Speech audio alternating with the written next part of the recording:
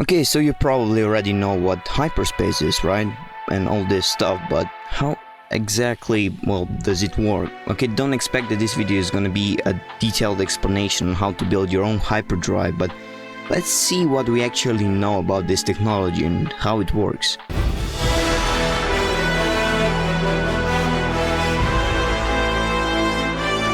So the species that actually developed hyperdrives was actually Rakata.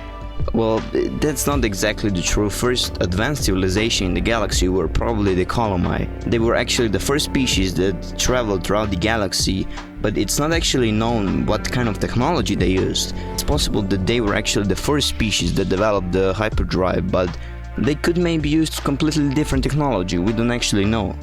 Actually, Celestials developed something called Hyperspace tractor beam as early as 100 million BBY. But let's talk about actual hyperdrives. The Rakata is the civilization that basically built the first hyperdrive, but in the year 25,053 BBY, after the collapse of the Infinite Empire, other species were then able to use the technology too. But how can ships move throughout space so quickly? That doesn't really make sense, right?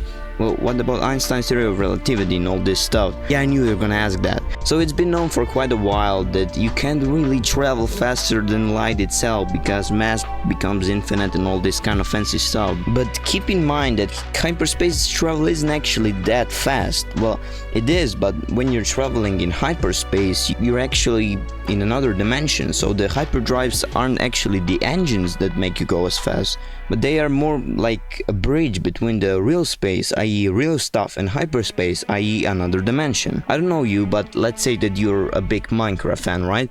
You know how Nether is a few times smaller than the other world, but that's whatever it's called, and you can basically travel faster in Nether, right? Well, hyperspace is kind of similar. Hyperspace you don't actually travel that fast throughout hyperspace, but hyperspace basically literally brings 2 points closer together. Like, you know how they say that the straight line is the fastest way to come from point A to blah blah blah. Well, that's not exactly the truth. I'm not a physicist to educate you about this, but there are at least theoretically paths shorter than a straight line, and we can't even imagine them. So if we consider that hyperspace is a higher dimension, basically, it would make sense that hyperspace is essentially just a ridiculously shortened path between a relatively far distance object. But there is another problem, and that is the process of actually entering hyperspace. You see, to enter the hyperspace, you gotta be traveling faster than light. But wait, but that destroys Einstein's theory of relativity again. Just wait a second, okay? When the ship is entering hyperspace, it's making a so-called jump.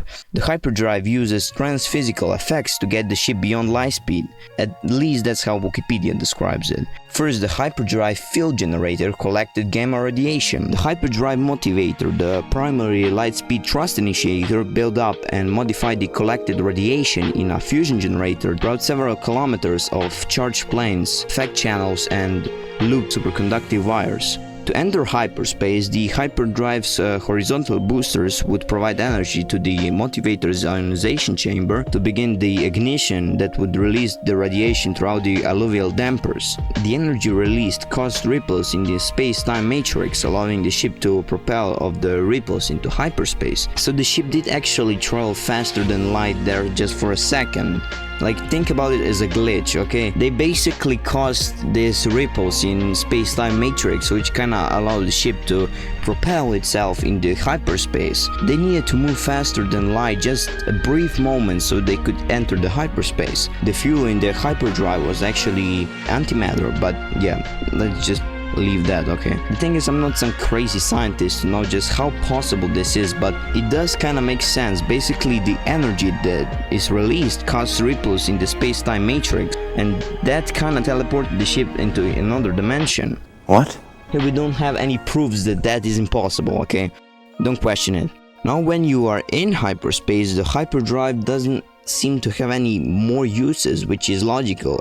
As I said, it seems that hyperdrive is basically just a tool to get you into hyperspace, but when you are in the hyperspace, there isn't actually any use for hyperdrive. Now the thing is, how did the ship actually got out of the hyperspace? It isn't really known. What we do know is that the gravitational waves could actually bring you out of the hyperspace. And I'm not just making this stuff out. Did you ever wonder why ships don't really ever collide into anything in hyperspace? I mean, they do, but they don't really collide into like planets, for example, at least not usually. It's because large objects such as planets, for example, generate gravity waves, and that basically pulls the ship out of the hyperspace. That's the reason why it's so dangerous to travel into deep core or around black holes, because they create gravity waves that can get you out of the hyperspace, and then you're really screwed, my friend. That's why hyperdrives have a bunch of safety features to prevent that from happening. Once in hyperspace, a null quantum field generator helped stabilize the vessel and kept it from permanently emerging from the alternate dimension. Shields. I'm probably gonna make another video about shields, but shields also protected the ship from fatal collisions with interstellar gas and dark matter particles to prevent the relativistic passing of time while in hyperspace, because like I said, stuff get kinda weird when you're approaching the speed of light basically, and it's possible that hyperspace time is working completely different, but they avoided it by using stasis fields attuned to hyperdrive levels to keep organic crews and cargoes in time with the standard galactic dimension. Yeah, let's not go into details, just it seems that they had some kind of stasis field that basically prevented them from, you know, basically time traveling, because time works different in this kind of scenarios. When you are in hyperspace though, if you calculated everything right and everything, you should be fine. One of the biggest problems is when you actually jump to hyperspace and achieve all these crazy speeds. In a fraction of a second you would actually be crushed by the force. I don't mean the force like Jedi force, but actual physical force. Actually not crushed, you should be destroyed to the atoms. Imagine going from 0 to 200 kilometers per hour in like 10 seconds. Already pretty scary. Now imagine, well, going from 0 to more than 1 billion kilometers per hour in less than a second. Yeah. That's why something called inertial dampers are used, which is basically a way to prevent acceleration forces working on you, at least as far as I understand. Now the inertial dampers is the concept that could theoretically work, and as I know that you're extremely interested, you can just Google it after this video, of course, I'm not finished yet. So let's say that you calculated your stuff and you're ready to jump into hyperspace. Can we just go? Well, not yet. There is another thing to consider. You know the weird lines that galaxy maps have in the Essential Atlas and on, well, all other maps?